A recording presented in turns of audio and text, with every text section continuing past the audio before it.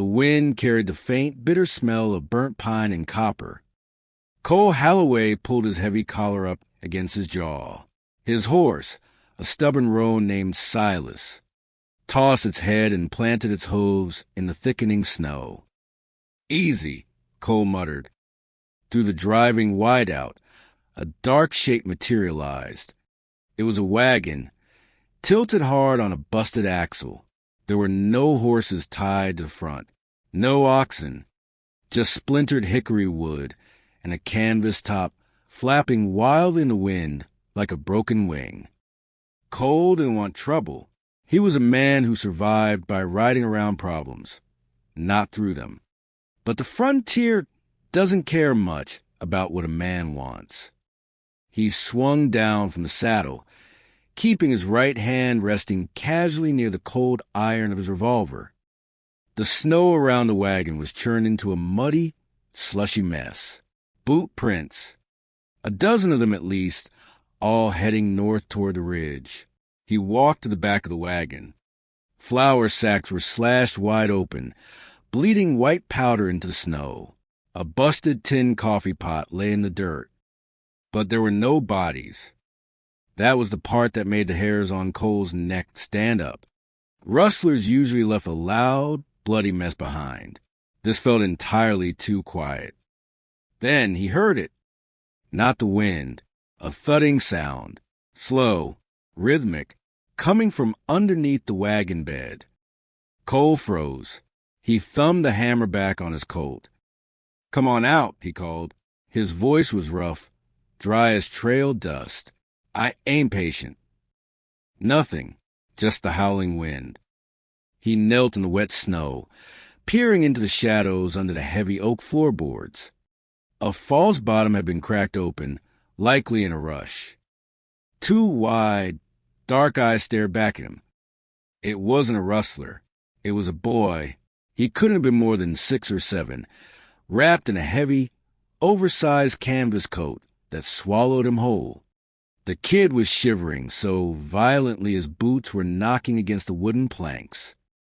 "Well, hell," Cole whispered. He reached a gloved hand forward. The boy flinched, pressing himself deeper into the dark, splintered space. He mumbled something, fast and breathless. Spanish. Cole didn't speak much Spanish, but he understood sheer terror perfectly fine. "I'm not going to hurt you," Cole said, softening his voice just a fraction. He cast a quick look over his shoulder. The tracks heading north were fresh. The snow hadn't filled them in yet. Whoever tore this wagon apart wasn't far. And if they realized they left someone behind, they would be turning those horses around. Cole looked back at the boy in the shadows. He had spent 10 years making absolutely certain he was responsible for no one but himself. He holstered his gun and reached under the floorboards. "Come on, kid," Cole said. "We got a ride." Cole reached down to lift the boy from the splintered wagon bed. The kid scrambled backward, pulling his heavy canvas coat tighter around his small frame. The coat was ridiculously oversized. It hung well past his knees, stained with axle grease and old trail dust. The sleeves were rolled up 6 times just so his little hands could poke through. Cole did not have time to argue. He reached past the boy's flinching arms, grabbed the thick collar of the canvas coat, and hoisted him up into the saddle. Silas, Cole's stubborn roan, sidestepped in the slush, uneasy about the sudden extra weight. Cole rubbed the horse's frozen neck to settle him. "Hold on to the horn," Cole said. The boy just stared down at him. His small dirt-smudged hands remained buried deep inside the cavernous pockets of the coat. He was shivering so hard his teeth clicked together. Cole swung up behind him. The wind was howling now, carrying a biting mix of ice and fine snow. A solid wall of white was moving down from the northern peaks, swallowing the pine trees whole. "Suit yourself," Cole muttered over the wind. "But if you fall, I am not stopping." It was a lie, and they both probably knew it. They rode for 3 grueling hours. The cold cut through Cole's heavy wool jacket like a straight razor. He kept his head down, trusting Silas to find the barely visible trail. Cole could feel the boy shivering against his chest. Every time Cole shifted his weight in the saddle, he felt the unnatural bulk of the kid's coat. It was stiff. It felt heavier than regular canvas had any right to be. Cole's mind turned over the details of the wrecked wagon. Who leaves a kid alive after a raid? Men who stole cattle and supplies on the frontier usually did not possess a code of ethics. If they wanted to flower in the draft horses, they took them. If there were people in the way, they shot them. But there had been no blood at the wagon, no bodies dragged into the brush. Just a busted axle, slashed flour sacks, and a terrified child wrapped in a coat that did not belong to him. By nightfall, the faint yellow lights of a settlement blurred through the blowing snow. It was a miserable little timber outpost called Oak Haven. Just a single muddy street, a boarded-up general store, a livery stable, and a handful of cabins huddling together against the brutal winter wind. The street was entirely empty. Sensible folks were inside, sitting as close to their cast-iron stoves as they could manage. Cole guided Silas toward a sturdy, 2-story timber building at the far end of the street. A wooden sign hung from one frozen hinge, swinging wildly in the wind. It read schoolhouse.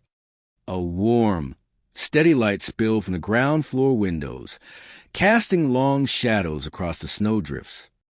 Cole slid out of the saddle. His knees popped, stiff and aching from the bitter cold. He reached up and pulled the boy down. The kid hit the snow and immediately wrapped his arms around his middle, clutching that giant coat like a shield. "Come on," Cole said. He stomped his boots on the wooden porch and pounded his heavy leather glove against the thick oak door. The wind roared around them. For a long moment, nobody answered. Cole raised his fist to knock again, but he heard the heavy slide of an iron deadbolt. The door opened a few inches. A woman stood in the gap, holding a bright kerosene lantern in one hand and a heavy iron fireplace poker in the other. She was in her early 30s, wearing a faded blue wool dress and an apron stained with black ink and white chalk dust. Her dark hair was pulled back in a practical, tight knot, though a few loose strands fell across her tired eyes. She looked at Cole, then she looked down at the heavy Colt revolver strapped to his thigh. Her grip on the iron poker tightened. "School is out," she said. Her voice was steady, not a hint of a tremble. "We are not here for arithmetic," Cole said. He stepped aside, revealing the shivering boy standing in the snow behind him. Found him on the trail. Wagon was busted up. No sign of his folks. The woman lowered the lantern. Her eyes softened instantly the moment she saw the child, but her jaw remained firmly set. She did not panic. She did not ask a dozen pointless questions. "Bring him in before he freezes to death," she said, pulling the door wide. "I am Sarah." Put him by the stove. Cole ushered the boy inside. The intense warmth of the room hit him like a physical blow. The schoolhouse was small and smelled of burning pine, slate dust, and stale coffee. A dozen wooden desks faced a large chalkboard. In the back corner, a large potbelly stove radiated heat. Sarah moved quickly. She set the lantern down on her desk and grabbed a heavy woolen blanket from a rocking chair. "Sit," she told the boy, pointing to a small wooden stool near the stove. The boy did not move. He looked up at Cole, his dark eyes wide and panicked, like a trapped animal trying to find a way out of a barn. "He only speaks Spanish, near as I can tell," Cole said. He unbuttoned his own jacket, shaking the heavy snow from his shoulders. "I am Cole." Sarah nodded. She knelt on the floorboards in front of the boy, bringing herself down to his eye level. Scientate, she said softly. She pointed to the stool again, offering a warm, reassuring smile. The boy blinked, visibly surprised. He hesitated for a second, then slowly walked over and sat down on the edge of the stool. You speak Spanish? Cole asked, stepping closer to the fire to thaw his numb hands. Enough to teach the kids who come up from the border territories, Sarah replied. She draped a thick woolen blanket over the boy's small shoulders. Let's get this soaking wet coat off you, sweetheart. She reached forward and took hold of the thick canvas collar. The reaction was violent. The boy jerked away instantly, knocking the wooden stool backward onto the floor. He scrambled away on his hands and knees until his back slammed hard against a firewood box. His small hands gripped the lapels of the coat with terrifying strength. He shouted something rapid, harsh, and breathless in Spanish, his little chest heaving. Sarah froze in place, her hands raised in the air. Okay, she said softly. You can keep it on. You are safe here.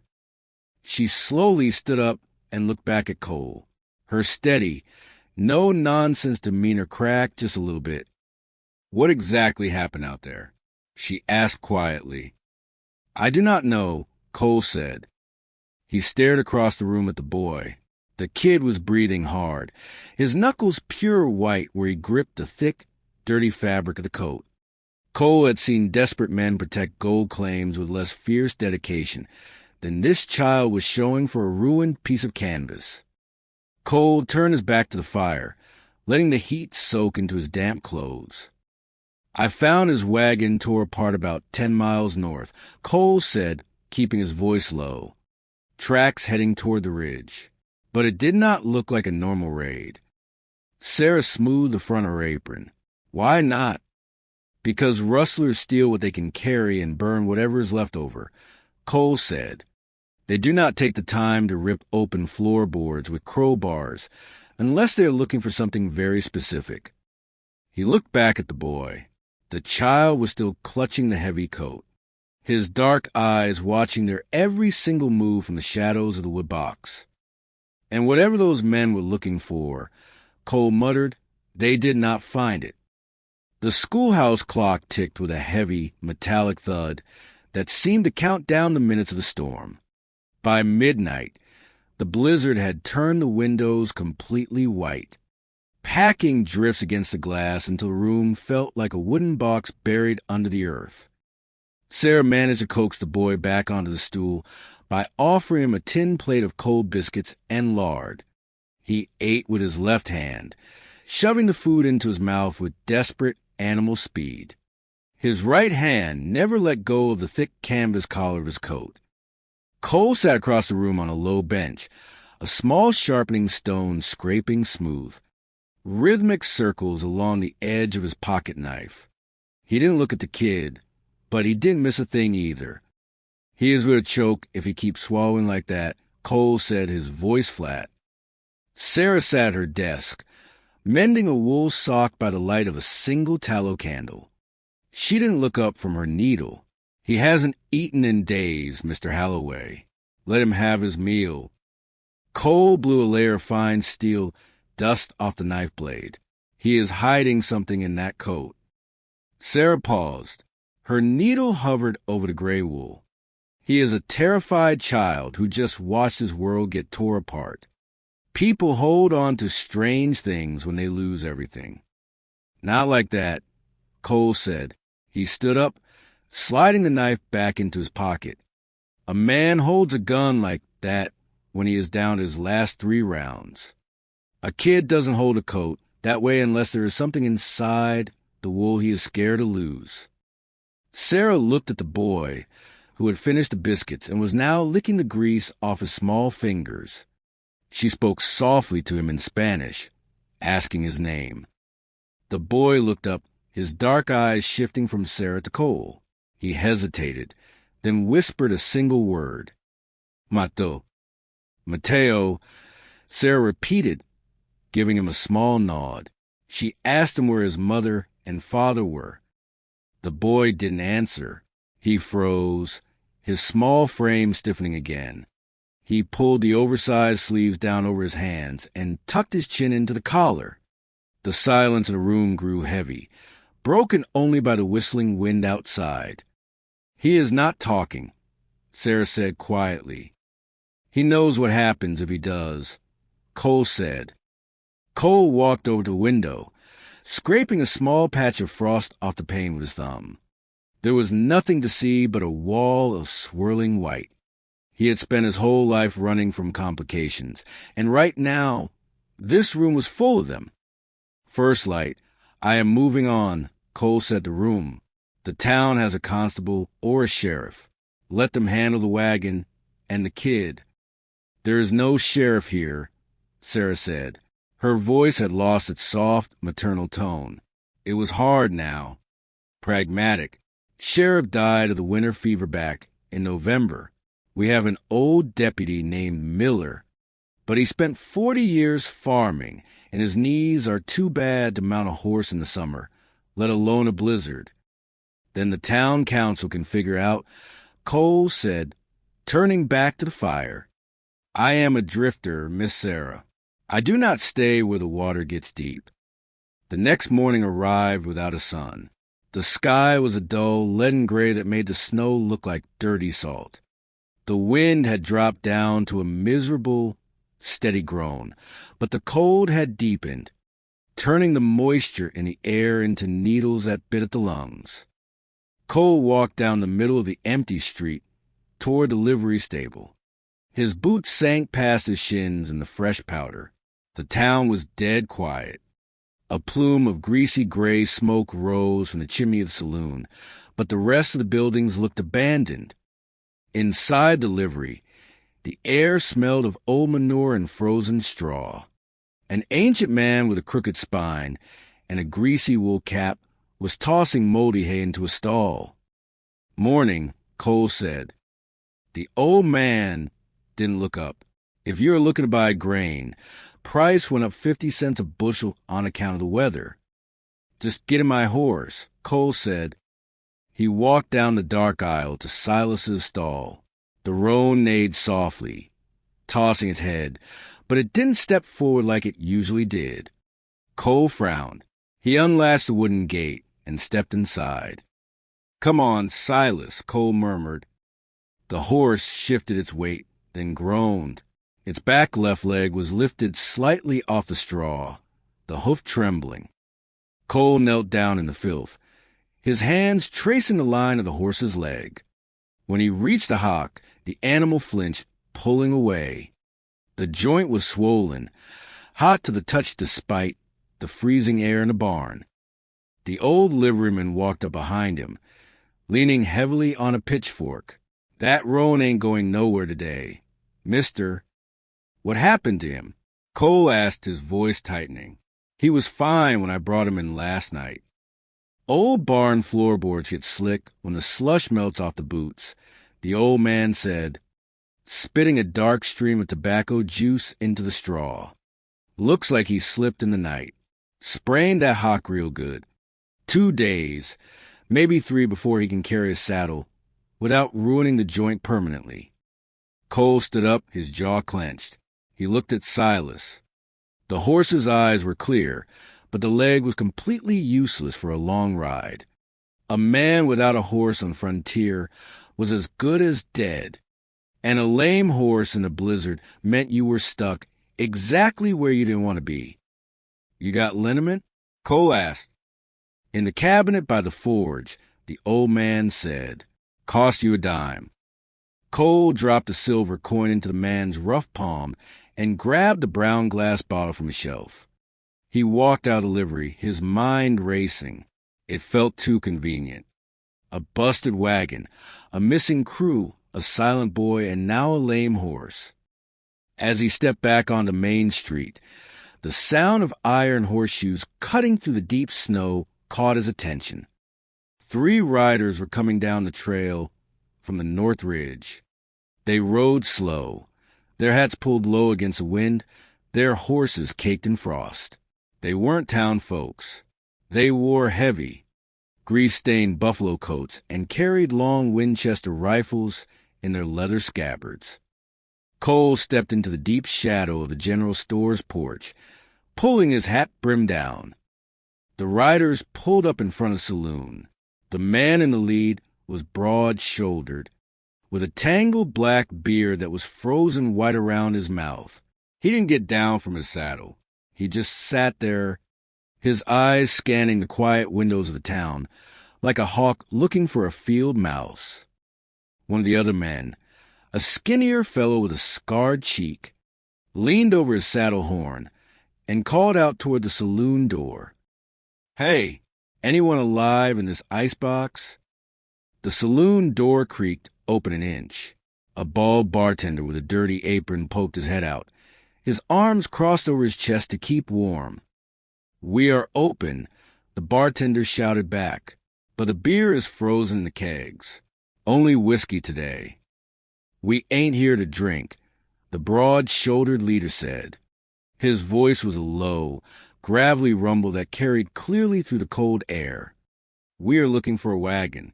Left the main trail 3 days back.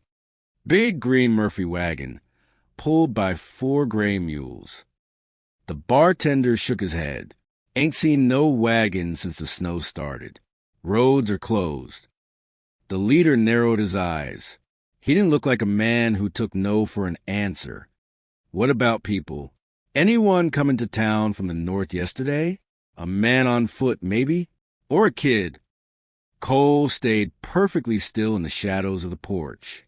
His hand moved slowly down to the leather strap over his revolver, unhooking the loop with a silent, practiced motion. The bartender looked down the street, his eyes passing right over the porch where Cole was standing, then toward the far end of the road where the schoolhouse sat. "Nobody here but the regulars," the bartender said. The leader didn't look convinced. He turned his horse around, the animal's hooves churning the fresh snow into gray mud. He looked toward the schoolhouse, his eyes lingering on the thin line of smoke coming from a chimney. "Check the livery," the leader ordered the skinny man with the scar. "See if there are any fresh horses in the stalls. We will ride through the rest of the street. Someone in this miserable ditch knows where that wagon went." Cole drew his breath in slow, keep his back pressed against the timber wall. The scouts were moving now, their horses stepping down the street toward the schoolhouse. And if they found the boy, Cole knew the quiet in Oak Haven wouldn't last another 5 minutes. Cole didn't move until the sound of the horseshoes faded down the lane. He stepped out from the porch shadow, his breath rising in a quick gray cloud. The 3 riders were moving with a purpose that didn't match a simple search for shelter. They weren't checking the saloon for a warm bed. They were checking every gap between the buildings, their eyes sharp, their hands never straying far from their saddle scabbards. He didn't take the main street back. Instead, Cole cut through the narrow, snow-choked alley behind the blacksmith shop, his boots crunching softly on the hard crust beneath the fresh powder. If those men found Silas in livery, the old man would tell them a drifter brought the horse in last night. And a drifter in a town like this didn't travel alone without raising eyebrows. Cole reached the back of the schoolhouse just as the wind kicked up again, swirling a curtain of white across the woodpile. He slipped through the rear door, sliding the iron bolt into place behind him with a dull clink. Sarah was standing by the stove, holding a tin cup of black coffee. She looked up, her eyes immediately fixing on Cole's face. She didn't ask if something was wrong. She could see it in the way he kept his hand on his coat pocket. "We have company," Cole said softly. Sarah set the cup down on the iron stove top. The metal gave a sharp hiss as a drop of coffee spilled over the edge. "How many?" 3 scouts, Cole said. Broad-shouldered fella with a frozen beard is leading them. They are looking for a green Murphy wagon and 4 gray mules. And they're looking for a kid. Across the room, Mateo stopped playing with a small wooden block. he had found near the chalkboard. His head snapped up. Even if he didn't understand every word of English, he knew the word wagon. He stood up slowly, the oversized canvas coat bunching around his boots. He looked toward the heavy front door, his face pale beneath the trail dirt. Sarah walked over to the boy, placing a gentle hand on his shoulder. She spoke to him in a low, soothing tone, telling him to sit back down. But the boy stayed stiff as a cedar post, his fingers digging into the fabric of his pockets. "Who are they?" Sarah asked, looking back at Cole. "Men you don't want to invite for supper," Cole replied. He walked over to the front window, pulling the edge of the burlap curtain back just an inch. "They are working their way down the street. One of them went to the livery. The other two are splitting the cabins. Why would a bunch of winter rustlers be hunting a child through a blizzard?" Sarah asked, her voice dropping to a whisper. "It doesn't make any sense. If they wanted the wagon, they took it. Why track him here?" Cole didn't answer right away. He watched the street. Through the veil of falling snow, a single horseman appeared, riding slow. It was a skinny one with a long, jagged scar running from his eye down to his jawline. He was leaning over his saddle, studying the snow. He wasn't looking for hoof prints. He was looking for boot prints. Specifically, the small, shallow tracks of a 6-year-old child. Cole cursed under his breath. When he brought Mateo into the schoolhouse last night, the storm had been howling, but a boy's boots still left a mark in the drifts on the porch before the wind could blow them clear. "He is coming this way," Cole said. Sarah didn't hesitate. She grabbed Mateo by the waist and lifted him behind her desk, pushing him into the small knee hole where her legs usually went. "Stay down," she whispered in Spanish. "Don't make a sound." The boy tucked his knees to his chest, pulling his giant coat over his head until he looked like nothing more than a pile of dirty laundry beneath the pine desk. Cole stepped into the deep shadow beside the stone chimney. He drew his coat, holding it flat against his thigh. He looked at Sarah. Her hands were steady, but her breath was coming faster now. She picked up the iron fireplace poker again, leaning it against the wall within arm's reach. A moment later, heavy boots stomped onto the front porch. The wooden boards groaned under the weight. Then came the knock. It wasn't a polite request. It was 3 hard, impatient strikes in the butt of a heavy whip that rattled the glass in the window pane. Sarah took a deep breath, smoothed her apron, and walked to the door. She unlocked the bolt and pulled it open about halfway, blocking the opening with her frame. "Can I help you, mister?" she asked, her voice dripping with cold, small-town suspicion. The skinny man stood on the porch, his horse tied to the hitching post behind him, its nostrils blowing steam into the gray air. He took off his grease-stained hat, revealing a bald head covered in liver spots. He gave Sarah a slow, yellow-toothed grin that didn't reach his eyes. "Morning, ma'am," the man said. His voice was oily like old grease. "Sorry to bother a lady of the book on a cold day like this. My name is Galt. Me and my partners are looking for a stray." "We don't have any cattle here," Sarah said, her voice firm. "This is a schoolhouse. And as you can see, the weather kept the children home today." Galt leaned against the doorframe, his small, dark eyes peering past her shoulder into the dark room. He didn't look at the desks. He looked at the floorboards, tracing the wet streaks of melted snow that led from the door toward the stove. "Ain't looking for cows, ma'am," Galt said softly. "Looking for a boy, little Mexican kid. Left his family's outfit a couple days back up near the high pass. We are real worried about him. Cold like this, a little bird doesn't last long out in the open." Sarah didn't blink. The only people who came through the high pass this time of year were folks trying to avoid the territory marshals. "Mr. Galt, I haven't seen any children." Is that a fact? Galt's eyes moved down to floor again, stopping right at the edge of the wood box where a small streak of gray mud sat. That is a shame. See, we found his wagon. Someone helped himself to the team of mules, and someone took the boy. We found a set of fresh horse tracks leading straight into Oakhaven. Then you should check the saloon, Sarah replied, her hand moving toward the edge of the door to close it. Plenty of travelers pass through here without stopping to tell me their business. Galt placed a heavy, leather-gloved hand flat against the oak door, preventing her from shutting it. The yellow grin disappeared from his face, replaced by something cold and sharp. Now, don't be hasty, ma'am, Galt whispered, leaning closer. We know the boy is in this town, and we know whoever brought him and didn't do it out of the goodness of their heart. There's a piece of property attached to that kid, something that belongs to my employer. If we have to tear every log out of these cabins to find it, we will. Cole stepped out from the shadow of the chimney. The movement was silent, but Galt's eyes snapped to him instantly. He froze, his hand still resting on the door, his gaze fixing on the dark barrel of Cole's Colt revolver aimed straight at his breastbone. You're scratching the lady's paint, mister, Cole said, his voice a low, dangerous drawl. Take your hand off the door. Galt looked at the gun, then up at Cole's face.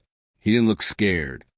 A man who spends his life doing dirty work on the frontier doesn't get rattled by a single weapon. He slowly raised his hands, a greasy smirk returning to his scarred face. Well, now, Galt said, you must be the fellow from the trail, the one with the lame roan down at the livery. I told you to take your hand off the door, Cole repeated. He didn't cock the hammer.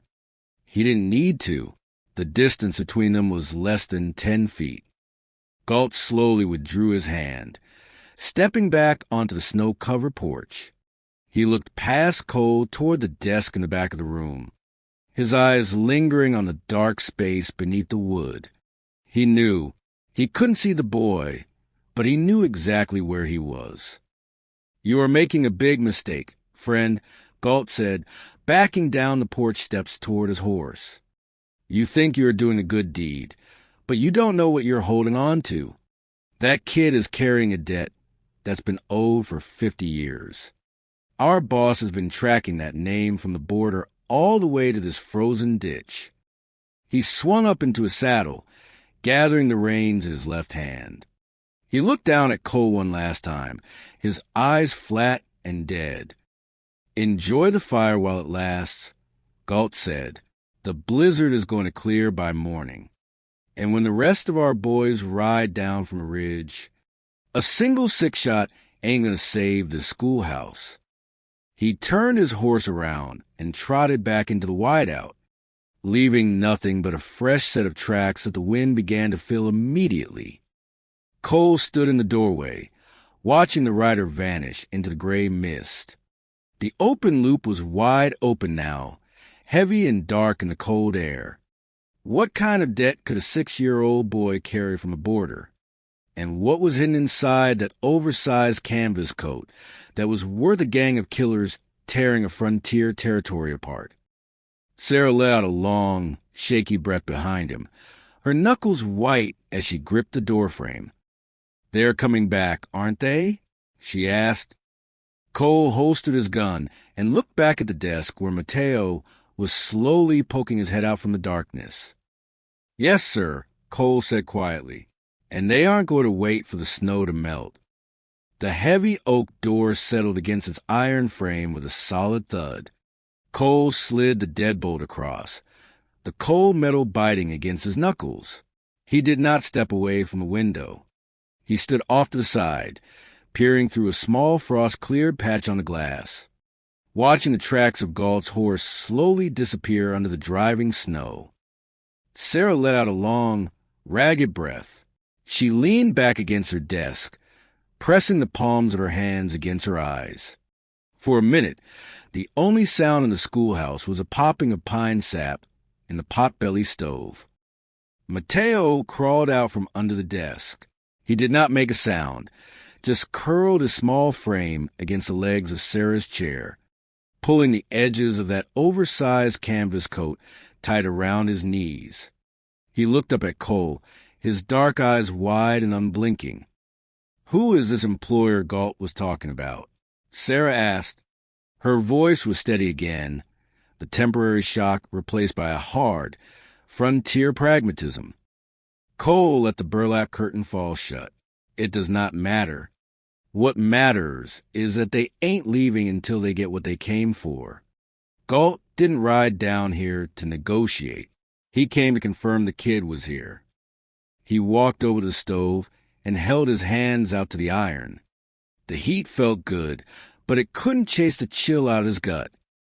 We need to get word to the territorial marshal in Cheyenne, Cole said. The telegraph office is inside the general store, Sarah said. Mr. Higgins runs it, but he won't be there today. He lives 3 miles out on the creek road. The snow will keep him housebound. I know how to tap a key, Cole said. If the lines ain't frozen, I can send a distress signal. But I cannot leave you two alone in here. Not right now. Sarah looked down at Mateo. The boy's lips were pale and a faint, unhealthy flush was creeping into his cheeks. The adrenaline of the morning had worn off, leaving behind a deep, bone-numbing exhaustion. He shivered, a violent tremor that shook his whole body. He is getting sick, Sarah said softly. He has been running in the cold for days, and he smells like wet dog and axle grease. I am going to wash him up. She moved to the back room of the schoolhouse, where she kept a small wash basin and a tin pitcher. She filled the pitcher from a bucket near the door and set it on a hot stove to warm. Mateo watched her every move with cautious eyes. When the water began to steam, Sarah poured it into the basin and grabbed a square of coarse lye soap. She knelt in front of the boy, offering a gentle smile. We need to get you clean, Mateo, she murmured in Spanish. Let us take the coat off, just for a little while. I will put it right next to you on the chair. Mateo shook his head violently. His small hands gripped the collar, so hard his knuckles turned white. Cole watched from the shadows. Leave it on him, he said. You try taking that off. He is going to fight you like a wildcat. He is wearing a frozen, filthy tent, Mr. Halloway. Sarah shot back, her maternal patience fraying. If he keeps it on, the dam will seep into his chest, and he will catch pneumonia. She turned her attention back to the boy. She did not reach for the coat. Instead, she took a warm, damp cloth and gently wiped the soot and dirt from his forehead. The boy flinched, but the warmth of the water seemed to surprise him. He closed his eyes for a fraction of a second, leaning into the rag. Sarah kept her voice low, speaking in a steady, rhythmic cadence. She told him about the fire, about the warm stew she was going to make, promising him that no one was going to take his things. Slowly, agonizingly slowly, the boy's grip loosened. Sarah unbuttoned the top button.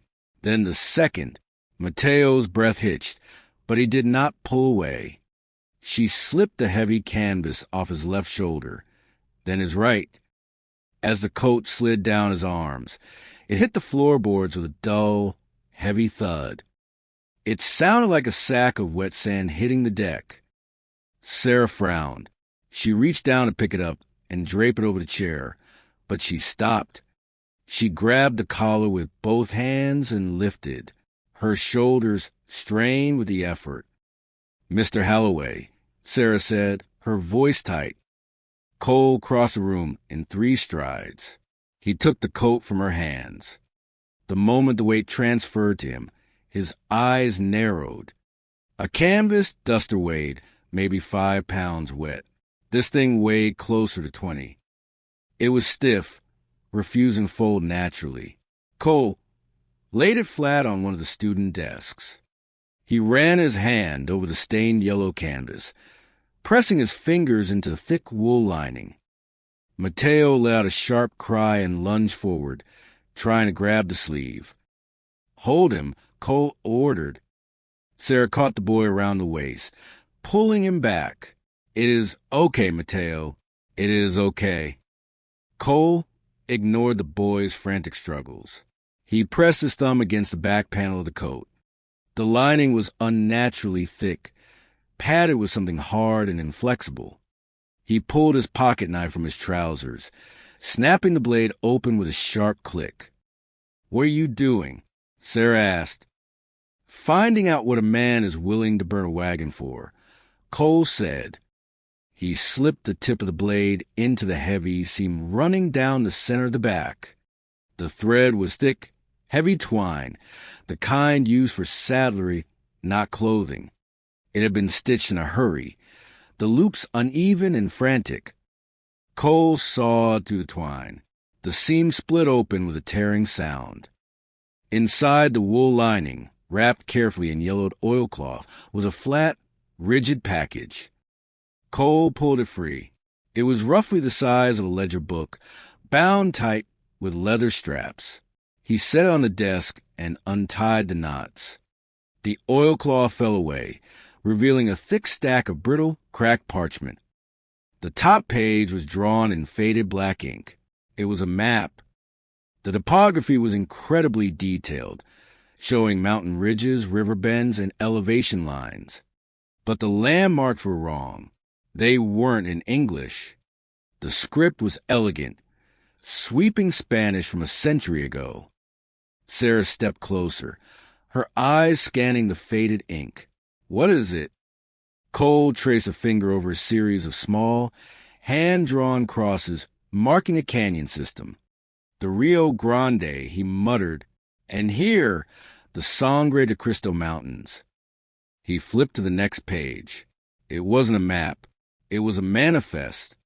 Columns of numbers, weights, and dates written in a meticulous hand.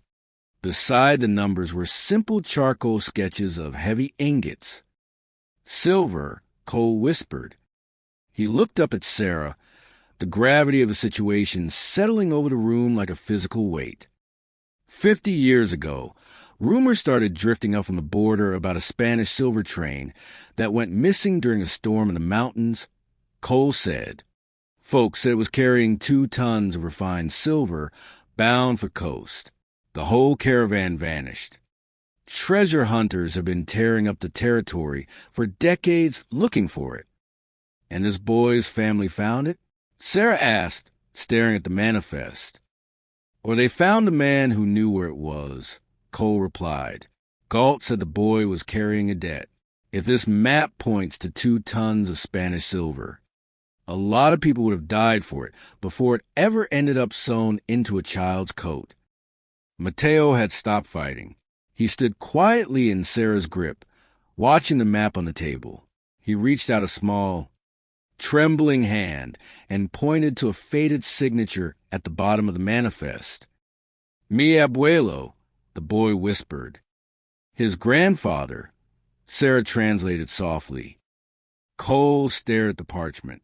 Galt's boss hadn't sent 3 scouts into a blizzard on a whim. They had been tracking this map for a long time, and now they knew exactly where it was. We need that marshal, Cole said, folding the oilcloth back over the map. I am going to the general store. Lock this door behind me. Do not open it for anyone, not even Old Man Miller. Sarah nodded, her face pale but determined. She grabbed her iron poker and stood by the door. Cole pulled his hat down tight and slipped out into the storm. The weather hadn't broken. If anything, the wind was meaner, biting at any exposed skin with icy teeth. The street was entirely empty. The snowdrifts had piled up against the false fronts of the buildings, making the town look like a graveyard of wooden headstones. Cole kept his hand inside his coat, his fingers resting on the grips of his coat. He moved fast, sticking to the edge of the boardwalk where the overhang offered a few inches of shelter. The general store sat at the corner of the street, its windows dark. Cole tested the doorknob. It was locked. He stepped back and drove his boot hard just below the handle. The old pine frame splintered, and the door swung inward with a groan.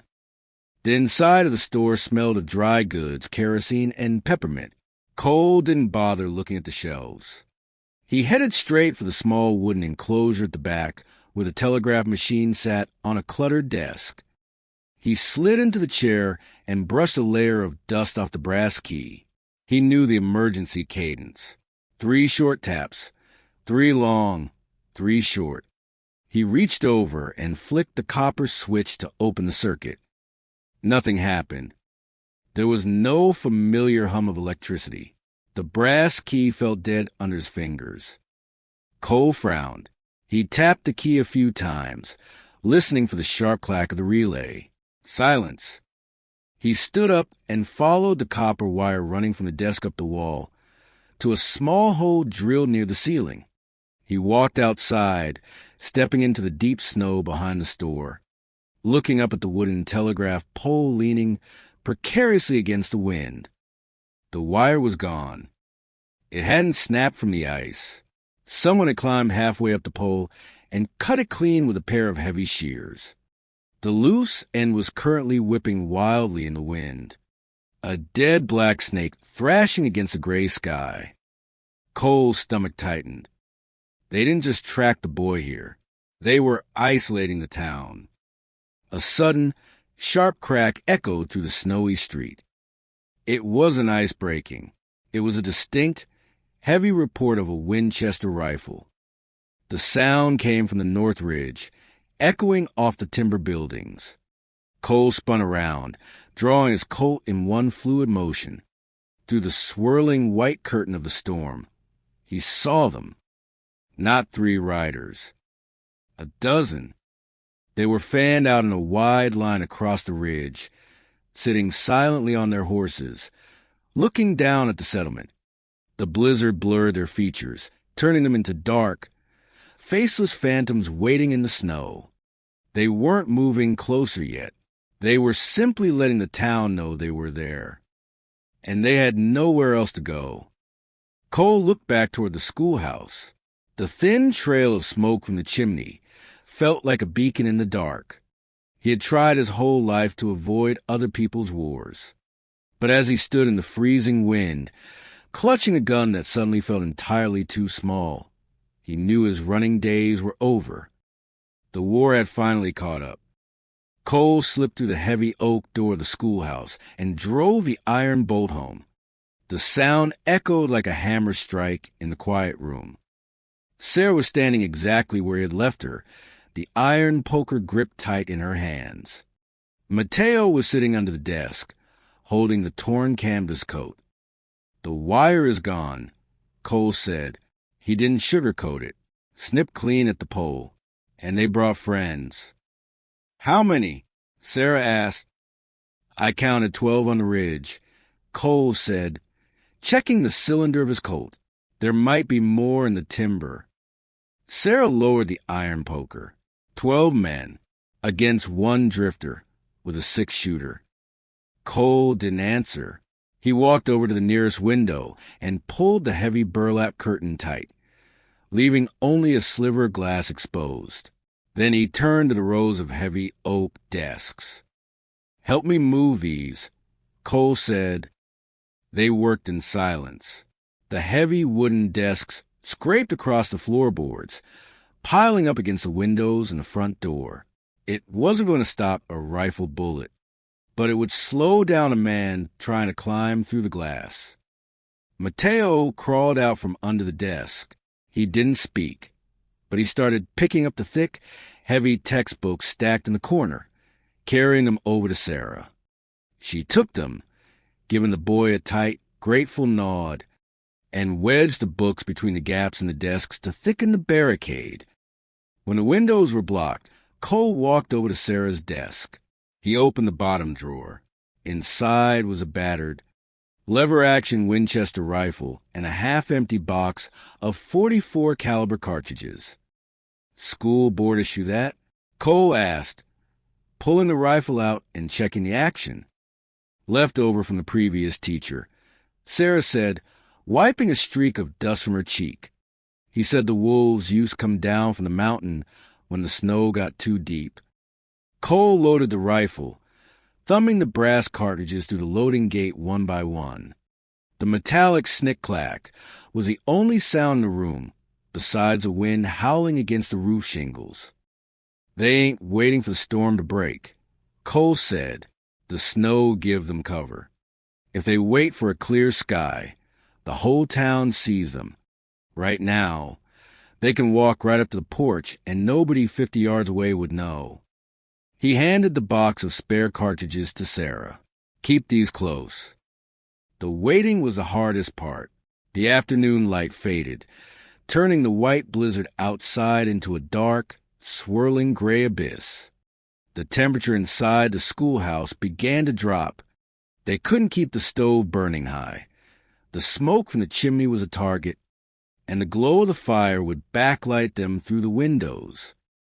Cole sat on the floor near the front door, the Winchester resting across his knees. He listened, past the wind, past the creaking timber.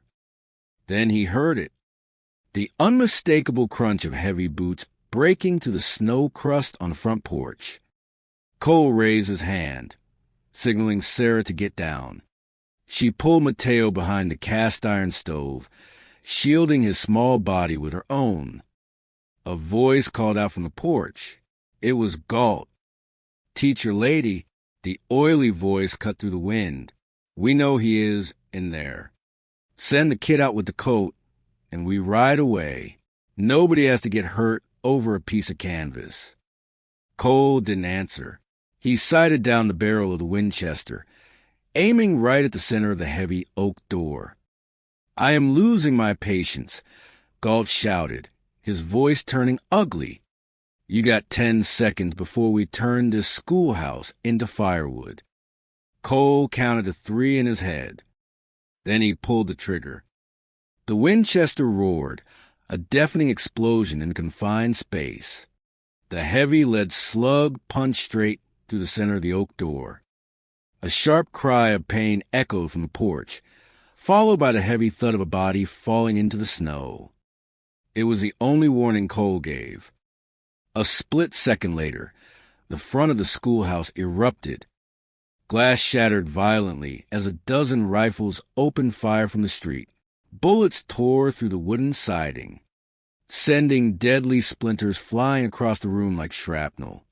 The heavy oak desks took the brunt of the assault, the wood absorbing the impacts with dull, heavy thuds. Cole threw himself flat against the floorboards, working the lever of the Winchester.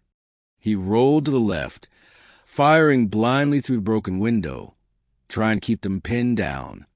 The acrid smell of burnt gunpowder instantly filled the room, stinging his eyes and burning the back of his throat. Stay down, Cole yelled over the deafening roar of the gunfire. Sarah was curled tight around Mateo, her hands covering his ears.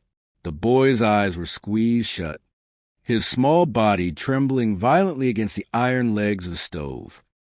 A bullet punched through the tin coffee pot on the shelf, sending a shower of cold, black water over the floor.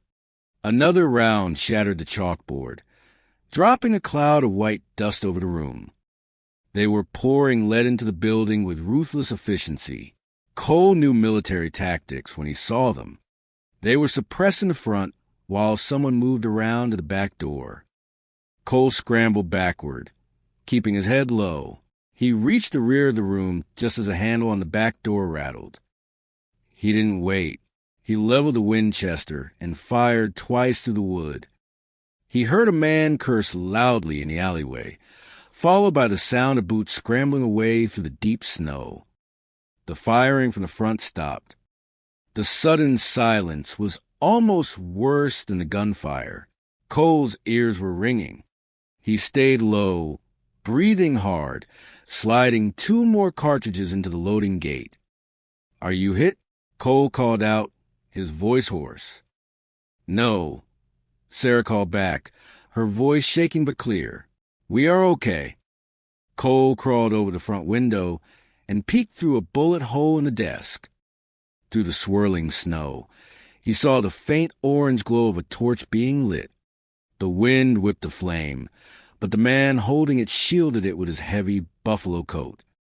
"They are going to burn us out," Cole whispered. It was the oldest, most brutal tactic on the frontier. You don't have to win a gunfight if you can just set the building on fire and shoot whoever runs out the front door. Sarah looked up at him, her face pale beneath a layer of chalk dust and soot. If they burn the schoolhouse, the wind will carry the embers. The whole town will catch fire. Cole knew she was right. Oak Haven was nothing but dry pine and tar roofs. In a blizzard with this kind of wind, the entire settlement would be reduced to ash in an hour. Dozens of people would die in their beds before they even knew what was happening. And it would be his fault. Cole looked down at the map, still wrapped in the yellowed oilcloth on Sarah's desk. The Spanish silver. 2 tons of it. That was all these men cared about. They didn't want the boy. They didn't want the town. They just wanted the parchment. Cole made his decision. It was a terrible one, but it was the only one left. He grabbed the oilcloth package and shoved it deep into the inside pocket of his wool jacket. "What are you doing?" Sarah asked, watching him tightly button his coat. "I am giving them what they want," Cole said. He picked up his 6-shooter, checked the cylinder, and shoved it into his holster. "You can't just hand it to them," Sarah argued, her eyes wide. "They will kill you anyway." "I am not handing it to anyone," Cole said, his voice dead calm. "I am going to take it for a ride." He grabbed the Winchester and a coil of heavy rope from the corner. He knelt in front of Sarah and Mateo. "When I go out that back door, I am going to make a lot of noise. I am going to draw them toward the livery. When they realize I have the map, they will follow me, every single one of them." "Where will you go?" Sarah asked. "Your horse is lame." "Then I will borrow one of theirs," Cole said. "The high pass is just 3 miles north. The canyons up there are narrow, and the snow is deep enough to swallow a manhole. I can lose them in the rocks." "It is suicide, Cole. You won't survive the night in those canyons." Cole looked at the boy. Mateo was staring at him, his dark eyes solemn and quiet. The kid had already lost everything. Cole wasn't going to let him lose his life in a burning schoolhouse. "I have survived worse." Cole lied. He stood up and walked to the back door. He looked back at Sarah one last time. "Barricade this door behind me. Do not open it until the sun comes up, no matter what you hear. Understand?"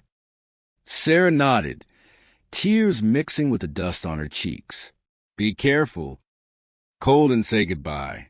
He just threw the heavy iron bolt, kicked the back door open, and stepped out into the freezing, violent dark. The cold hit him the moment he stepped out the back door, a brutal, physical force that stole the breath straight from his lungs. Cole didn't stop moving. He kept low, his boots sinking past his knees in the heavy drifts piled against the schoolhouse wall. The alleyway was dark, sheltered from the howling wind, but filled with the deep, shifting shadows of the storm. 10 yards ahead, a dark shape lay thrashing weakly in the snow. It was the man Cole had shot through the back door. He was clutching his shoulder, his rifle buried somewhere in the powder. Cole didn't slow down. He stepped right over the man, keeping his Winchester raised. He needed a horse, and he needed it before the men in the street realized the back door was unguarded. The livery stable sat 40 yards away, a massive timber shadow against the gray sky. Cole moved toward it, using the cover of a frozen water trough, then a stack of cordwood. As he reached the edge of the stable, he heard the low, nervous snort of a horse. 2 of the rustlers were waiting by the corral gate, holding the reins of 4 saddle horses. They were stamping their boots, trying to keep warm while their friends worked the front of the schoolhouse. Cole didn't hesitate. He stepped out from the cordwood, raised a Winchester, and fired a round straight into the wooden post between the two men, which splintered violently. The men shouted, dropping the reins and scrambling backward. "I am leaving," Cole roared, his voice tearing through the wind. He didn't shoot them. He didn't have time for a gunfight in the open. He needed them alive long enough to carry a message. "Tell your boss the kid is dead," Cole shouted, pulling the oilcloth package halfway out of his heavy coat, so the yellow canvas was visible against the dark wool. "And tell him I have the map." He didn't wait for a reply. He rushed the horses, grabbing the reins of a massive black gelding. The animal pulled back, spooked by the gunfire, but Cole grabbed the silver bit and forced its head down. He swung up into the saddle, hauling the Winchester up with him. The two men in the snow were raising their revolvers. Cole spurred the gelding hard. The horse leaped forward, its hooves kicking up a massive spray of slush and ice. A bullet snapped past Cole's ear, sounding like an angry hornet. Another thudded heavily into the livery wall. He rode straight out of the alley and into the open expanse of the main street, perfectly visible for 3 seconds. He wanted them to see him. He wanted them to see the direction he was heading. "There he goes," a voice yelled from the front of the saloon. "He has got the paper." Cole spurred the horse again, pointing its nose north toward the ridge. He didn't look back. He didn't need to. The sound of shouting faded, instantly replaced by the frantic squeal of horses being mounted and the heavy thunder hoofs tearing through the deep snow behind him. The torches that had been moving toward the schoolhouse were tossed into the slush, extinguished in a hiss of black smoke. The bait had worked. The town was safe. Now, Cole just had to survive the night. The high pass was 3 miles out of Oakhaven, a jagged, rising cut to the granite peaks that the locals call the Devil's Throat. In the summer, it was a treacherous trail. In the middle of a winter whiteout, it was a frozen graveyard. The black gelding was a strong animal, but the snow was chest-deep in places, and the incline was brutal. Cole could feel the horse's lungs working like a bellows beneath the saddle, the heat radiating up through his frozen denim jeans. He reached the mouth of the canyon. The wind here didn't just howl. It shrieked, forced through the narrow rock walls like a steam whistle. Cole looked over his shoulder. Through the driving snow, a 1/4 mile down the slope, he saw them. A long, dark line of riders moving single file through the trench his horse had just cut. They were pushing their mounts hard, desperate not to lose him in the storm. Cole turned back and urged the gelding into the canyon. The trail narrowed instantly. On his left, a sheer granite wall rose 200 feet into the blinding white sky. On his right, the ground fell away into a jagged ravine, completely obscured by blowing snow and deceptive drifts. One wrong step, and a man would fall 50 feet onto sharp limestone before he even realized he was off the path. Cole rode for another 10 minutes, his eyes scanning the rock walls. His eyelashes were frozen together, and he could barely feel his fingers inside his heavy leather gloves. He found what he was looking for at the first major switchback. It was a sharp bend in the trail, protected by a massive outcrop of black rock. Above the trail, the mountain sloped steeply upward, holding a massive, precarious shelf of accumulated snow. The wind had packed it tight, but was hanging on by a thread. Cole slid down from the saddle. His knees nearly buckled as his boots hit the ground, his joints screaming from the cold. He slapped the black, gelding hard on the rump. The horse snorted, completely panicked, and bolted up the trail, disappearing around the bend into the whiteout. Cole didn't follow. He drew his Winchester and scrambled up the rocks on the inside of the bend, moving as high as he could until he was positioned directly above the narrowest part of the trail. He wedged himself between two frozen boulders, ignoring the ice seeping through his coat. He checked the loading gate. For rounds left, he pulled 6 more from his pocket and fed them into the rifle, his numb thumbs slipping on the cold brass. He waited. The wind stripped the heat from his body. His jaw shook uncontrollably. The impulse to close his eyes, just for a second, was overwhelming. That was how the winter killed you. It didn't fight. It just sang you to sleep. Cole bit the inside of his cheek until he tasted copper, using the sharp pain to stay awake. Then, the heavy sound of approaching horses vibrated through the stone. They came around the bend tight, riding single file.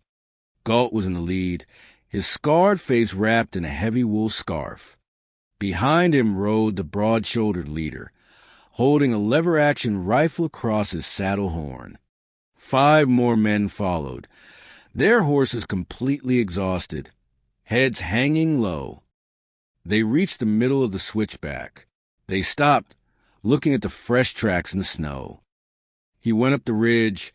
Galt shouted, pointing toward the path the empty gelding had taken. "We have him trapped. Trail ends in a box canyon 2 miles up." The leader didn't look up the trail. He looked at the snow. He looked at the sheer rock wall. A lifetime of frontier survival instincts suddenly flared to life. He realized the tracks were too light. A running horse leaves deep, heavy gouges. The tracks leading up the ridge were shallow. The horse was empty. "It is a trap," the leader roared, pulling hard on his reins. "Turn around." Cole stood up from behind the boulders. He didn't aim at the men. He aimed at the massive, overhanging shelf of snow 50 feet above them. He worked the lever of the Winchester, firing 3 rapid shots into the center of the ice pack. The heavy .44 caliber slugs shattered the frozen crust. The echoing roar of the rifle fire cracked against the canyon walls like thunder. For a second, nothing happened. Then the mountain groaned. It started as a low, deep rumble that vibrated right through the soles of Cole's boots. A jagged crack appeared across the face of the snow shelf, running 20 feet in either direction. "Avalanche!" Galt screamed, his voice cracking with terror. The rustlers scrambled, trying to turn their panicked horses on the narrow, icy ledge. It was impossible. The horses crashed into each other, rearing up and kicking out wildly. The snow shelf gave way. It did not fall like water. It fell like a collapsing building. Hundreds of tons of packed ice, heavy snow, and loose rock detached from the mountain and cascaded down the slope in a terrifying, silent rush of white. It hit the trail with the force of a freight train. Cole pressed his face against the rock, shielded his eyes as a massive cloud of icy powder exploded into the air. He couldn't hear the men screaming. The sound of the avalanche swallowed everything, a deafening, continuous roar that shook the very foundation of the canyon. It lasted less than 30 seconds. When the rumble finally faded, replaced once again by the steady whistle of the wind, Cole slowly stood up. The trail was gone. The narrow path had been completely wiped out. Where the 7 riders had been standing, there was nothing but a smooth, sloping mountain of packed white snow leading straight off the edge of the ravine. Silence descended on the pass, heavy and absolute. Cole lowered the Winchester, his breath hitched in his chest. It was over. The men who knew about the boy, the men who knew about the map, were buried beneath 40 feet of frontier ice. They wouldn't be found until the spring thaw, and by then, the coyotes and the ravens would have erased their identities completely. Cole slowly climbed down from the rocks. His legs were numb, moving entirely on instinct. He reached the edge of the fresh snowbank. Suddenly, the snow 10 feet to his left shifted. A heavy, leather-gloved hand punched through the crust. Cole froze. He raised a rifle, his thumb pulling the hammer back. The snow heaved, and the broad-shouldered leader dragged himself out of the avalanche. He was covered in white powder, his buffalo coat ripped down the back. Blood was pouring from a massive gash on his forehead, instantly freezing to his black beard. He had been on the very edge of the impact zone, thrown clear of the main drop. The leader staggered to his feet, swaying heavily. He looked around, realizing his men were gone. Then he looked at Cole. He didn't reach for a gun. He couldn't. His right arm hung at an unnatural, broken angle. "You think you won?"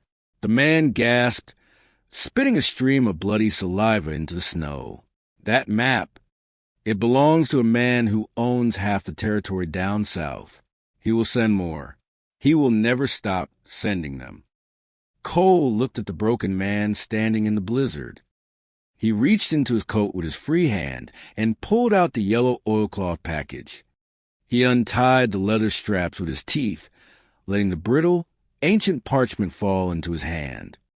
The leader's eyes locked onto the map. He took a stumbling step forward, his good hand reaching out involuntarily. Cole didn't say a word. He just opened his fingers. The vicious canyon wind caught the parchment instantly. "No," the leader screamed, lunging forward. The wind tore the fragile pages apart. They scattered into the air like dry leaves, spinning wildly up into the dark, swirling sky. In less than 3 seconds, the map to 2 tons of Spanish silver was gone, completely swallowed by the storm, lost to the mountain forever. Cole looked at the leader. His voice was barely a whisper, but the wind carried it perfectly. "Tell him it blew away." The leader fell to his knees in the snow, staring up at the empty sky.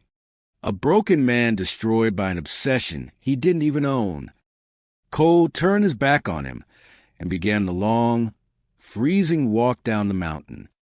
The town of Oakhaven was 3 miles away. He didn't have a horse. He couldn't feel his toes. But for the first time in 10 years, he actually had a reason to walk back to the fire. The 3 miles took him 4 hours. The storm finally broke just before dawn. The howling wind died down to a tired, hollow whistle, and the heavy curtain of white snow gave way to a cold, pale morning sky. The world was completely silent, buried under a thick layer of untouched frost. Cole dragged his boots through the deep drifts. He could not feel his legs below the knees. His breath froze to his collar, turning the wool into a stiff board of ice. Every step was a brutal negotiation with gravity. His lungs burned, pulling in air that felt like swallowed glass. He had left his Winchester somewhere on the mountain, too heavy to carry. He kept his right hand firmly pressed against his chest, feeling the slow, steady beat of his heart. That was the only thing keeping him moving. The knowledge that he was still alive and that the people waiting for him needed to know it. When he finally crested the small ridge overlooking Oakhaven, the sun was just beginning to hit the timber roofs. The town was still standing. A thick, steady plume of gray smoke was rising from the schoolhouse chimney. It was the most beautiful thing Cole had ever seen. The snow around the building was churned into a chaotic mess of mud, frozen blood, and horse tracks, but the wooden walls held strong. He walked down the middle of the main street. Doors began to creak open. A few men stepped out onto the porches of the saloon and the general store, holding rifles, their breath pluming in the cold air. Old Man Miller, the crippled deputy, stood on the boardwalk with his shotgun broken over his arm. They stared at the bullet-riddled front of the schoolhouse, and then they stared at Cole. They watched him limp through the slush, covered in frozen mud and trail dust, looking like a ghost walking straight out of the cemetery. Nobody said a word. Nobody asked him to stop. They just parted ways and let him pass. Cole climbed the wooden steps of the schoolhouse porch. His hands were too numb to knock. so he leaned his heavy shoulder against the scarred oak door. "Sarah," he rasped. His voice was completely broken. He heard the frantic scrape of heavy desks being pushed across the floorboards. The heavy iron bolt slid back with a loud clank. The door pulled inward. Sarah stood there. Her blue wool dress was covered in white chalk dust, her dark hair falling out of its neat knot, and a heavy lever-action rifle was still gripped tightly in her hands. She had blood on her cheek from a flying splinter, but her eyes were fierce and wide awake. When she saw Cole, the fierce look completely melted. She dropped the rifle. It hit the floorboards with a dull thud. She grabbed him by the front of his frozen coat and hauled him inside, shutting the heavy door against the biting cold. Cole stumbled toward the cast-iron stove and collapsed heavily onto the wooden bench. The intense heat of the fire hit his frozen skin, making his joints ache with sudden, violent throb. Mateo peeked out from behind the teacher's desk. The boy was no longer wearing the massive, grease-stained canvas coat. He had on a knitted gray wool sweater that was only a little too big for him. He walked slowly across the room, stepping carefully over the bullet holes in the floor, and stood directly in front of Cole. The boy reached out and touched Cole's frozen sleeve. He looked up, his dark eyes asking the only question that mattered. "They are gone, kid," Cole whispered, leaning his head back against the warm stone chimney. "The mountain kept them. They are never coming back." Sarah knelt in front of him, quickly working the stiff buttons of his coat to get the frozen wool off his shoulders. "What about the map?" she asked softly.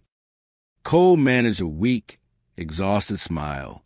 It caught a strong draft up near the high pass, farthest that Silver is ever going to travel. Sarah stopped. She looked at his bruised, frostbitten face, understanding exactly what he had done. She let out a long, shaky breath and rested her forehead against his shoulder for just a second, letting the immense weight of the night finally fall away. Then she stood up, her practical frontier demeanor snapping right back into place. "I am making coffee," she said, her voice thick with unshed tears. "And you are going to drink the whole pot before you lose those toes." The winter sun stayed bright for the next 3 days, turning the deep snow into a muddy, rushing melt. Oak Haven woke up from its frozen sleep. The men in town patched the bullet holes in the schoolhouse siding, bringing fresh pine boards up from a mill. The telegraph wire was reconnected.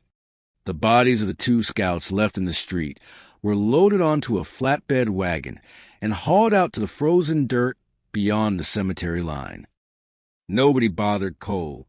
A man who stops a 12-man raiding party by himself usually earns the permanent right to be left alone. On Thursday morning, Cole walked down to the livery stable. The air was crisp, smelling of wet pine needles and wood smoke. The old liveryman was tossing fresh hay into the stalls. He looked at Cole, wiped his mouth with the back of his hand, and spit a dark stream of tobacco into the dirt. "Roan is putting weight on that back leg," the old man said, leaning heavily on his pitchfork. "Swelling went down proper. He will carry a saddle by tomorrow if you don't push him too hard up the inclines." Cole nodded. He walked into the dark stall and ran a hand along Silas's neck. The horse nickered softly, stomping its good hoof and nudging Cole's pocket, looking for a sugar cube or a bruised apple. Cole stood there for a long time. He looked at his worn leather saddle hanging on the wooden rail. He looked at his saddlebags, packed tight with everything he owned in the world: a spare shirt, a box of ammunition, a tin cup, a sharpening stone. 10 years. He had spent 10 years riding from one empty horizon to the next, convinced that keeping his head down and moving forward was the only way to stay alive. The frontier was full of men trying to plant roots in dirt that didn't want them. Cole had always been smarter than that. But standing in the quiet barn, listening to the horse breathe, the thought of throwing that saddle over Silas and riding out into the freezing mud felt completely hollow. The heavy barn door creaked open, letting in a blinding shaft of morning sunlight. Sarah walked in, holding a small tin bucket of grain. Mateo was walking right beside her, carrying a wooden curry comb. The boy looked completely different in the daylight. The deep animal terror in his eyes was gone, replaced by the quiet, curious energy of a normal child. "Brought some sweet oats for the horse," Sarah said, setting the bucket on the half wall of the stall. Mateo slipped under the wooden rail and immediately started brushing the dried mud off Silas's front shoulder. The big horse lowered its massive head, blowing warm air into the boy's hair, letting him work without a fuss. "He is a good hand with animals," Cole said, watching the kid scrub the roan's coat. "He learns fast," Sarah replied. She folded her arms over her heavy wool shawl, looking at the packed saddlebags hanging on the rail. "Trail is clearing up south of the ridge," she said quietly. "The supply wagon should be able to make it through by Sunday." "I noticed," Cole said. "You heading out in the morning?" Cole picked up his heavy leather bridle. He ran his thumb over the cold iron bit. Out on the trail, a man only had to worry about the weather and his horse. It was simple. It was safe. There were no attachments to lose and no mistakes to regret. But as he looked at Sarah, standing there with chalk dust still on her apron, and then at the small boy diligently brushing the roan's coat, the simple life suddenly looked exactly like what it was. Empty. Cole tossed the bridle back onto the wooden rail. It landed with a heavy, satisfying clatter. "Silas needs another week," Cole said. "That hock is still a bit tender." Sarah smiled. It wasn't a big, dramatic smile. It was small, knowing, and incredibly warm. "The schoolhouse roof took some damage in the shooting," she said, her eyes bright in the dusty barn light. "I could use a man who knows how to swing a hammer. Town board pays 50 cents a day." Cole turned and unbuckled the leather straps on his saddlebags. He pulled out his dented tin cup and set it firmly on the wooden post. "I charge 60, Cole said. Sarah laughed. A bright, clear sound that chased the absolute last of the winter chill right out of the barn. "We can negotiate." Cole walked out of the stall, leaving his gear hanging on the rail. He didn't look back at the trail.